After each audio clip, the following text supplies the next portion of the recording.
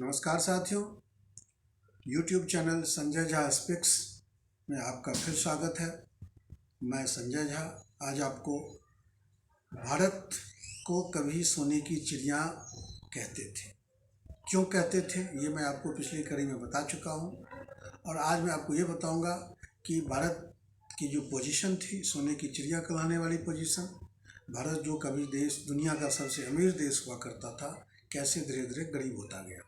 साथियों, हम बात करते हैं, हमने आपको पिछली कड़ी में बताया था कि एंशियंट प्राचीन भारत में कैसे वस्त्र विनिमय प्रणाली के कारण जो सरप्लस हमारा था उसके कारण हमने दूसरे से सोना ही सोना लिया अपना सामान बेचने के बदले में।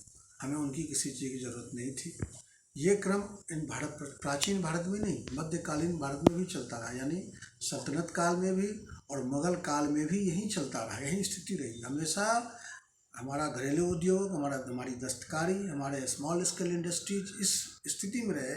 हम जो सामान उत्पादित करते थे उनकी डिमांड दुनिया में थी और इतनी थी कि हम उनके बदले में मोनोपोली चलाते थे, हम अपना सामान बेचते थे और केवल सोना लेते थे। हमें और किसी चीज़ की उनके देश में बने दो चार चीज़ों को छोड़, जैसे शराब, थोड़े से बहुत जो है दवाइयाँ को छोड़ दो तो हमें कुछ उनकी ज़रूरत नहीं पड़ती थी। साथ ही ये क्रम मुगलों के समय तक चला, औरंगजेब के समय तक चला। इस बीच में इंग्लैंड में औद्योगिक, यूरोप में इंडस्ट्रियल रिवॉल्यूशन हुआ, औद्योगिक क्रांति हुई, वहाँ पर फैक्ट्रीज लगे, वहाँ पर कारखाने लगे।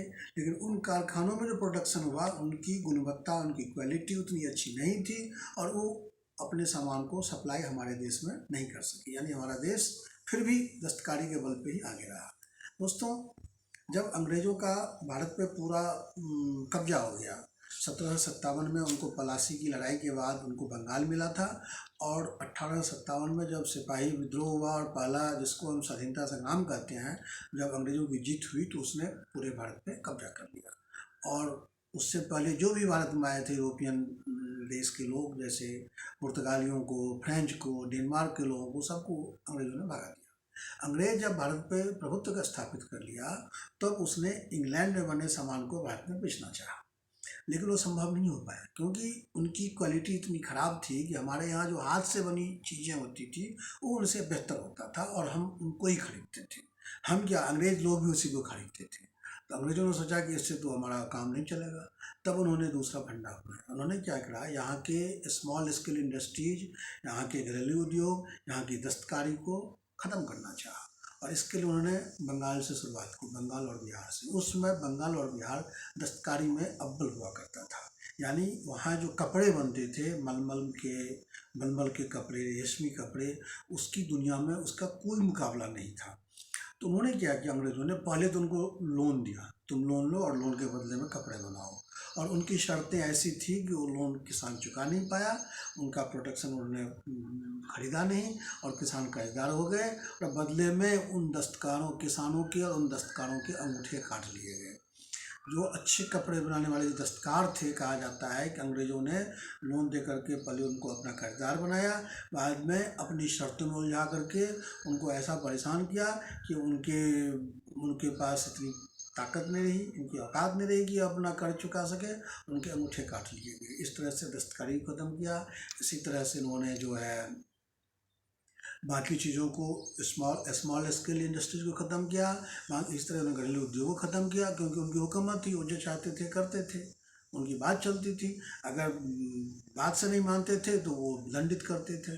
दंडित करने के चक्कर में हमारा जो भारत के लोग थे, खासकर बंगाल और बिहार, जो उस समय अंग्रेज़ों के आने के बाद जो भारत का सिरमौर हुआ करता था, हर चीज़ में, हर प्रोडक्शन में, हर एक्सपोर्ट इम्पोर्ट, मतलब इम्पोर्ट करने में, एक्सपोर्ट करने में जो भारत का बिहार और बंगाल प्रांत अव्वल हुआ करता था, उसको उन्होंने, अंग्रेज़ों ने अंगूठे काट कर, कर्ज दे करके, बिहार में नील की खेती करवा करके उन्होंने सारा कुछ ख़त्म कर दिया।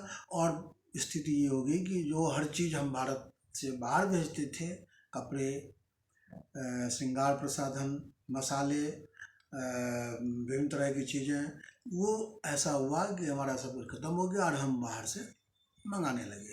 तो इस तरह से हमारा जो, हम कभी सोने की चिड़िया जो कहलाते थे, इस कारण कि हमारे पास देने के लिए था, लेने के लिए कुछ नहीं था, सिर्फ सुना लेते थे। वो कंडीशन ख़त्म हो गया और हमारी मोनोपोली ख़त्म हो गई और हम अंग्रेज़ों पर निर्भर हो गए।